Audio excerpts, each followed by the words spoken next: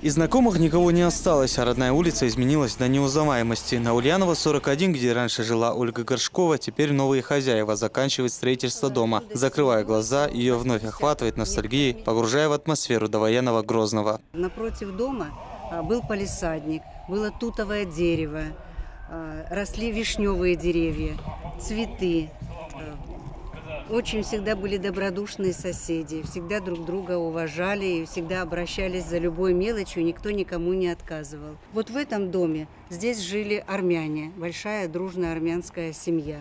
Через 2 дома от нашего дома тоже, напротив, вот буквально, здесь жили ингуши. С тех пор прошло 30 лет. По состоянию здоровья сына она вынуждена была уехать из Грозного в Саранск, где более сухой климат. Но все это время, признается Ольга, ей всегда хотелось вернуться в родной город, где родилась и выросла. И спустя столько лет решилась взять вместе с дочерью Натальей отпуск и приехать в Грозный. Когда уже, значит, были сданы все экзамены, были выпускные вечера, и сюда на площадь съезжались встречать рассвет со всех уголков Грозного.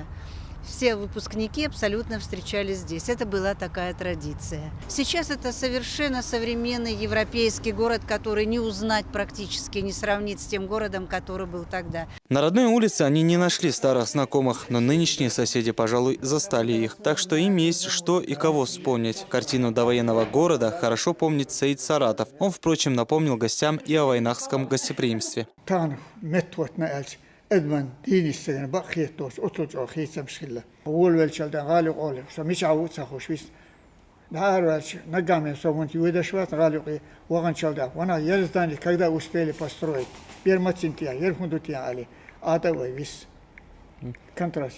На месте, где был памятник Ленину, теперь красуется стела города воинской славы. Рядом самая большая мечеть Европы и многоэтажный комплекс Грозный-Сити. Новый корпус нефтяного университета, где училась Ольга. Здесь изменилось буквально все. Гостья не сдерживает эмоций. Наталья в последний раз была в Грозном 8 лет. Она, кстати, вместе с братом была крещена в Грозненской церкви Архангела Михаила.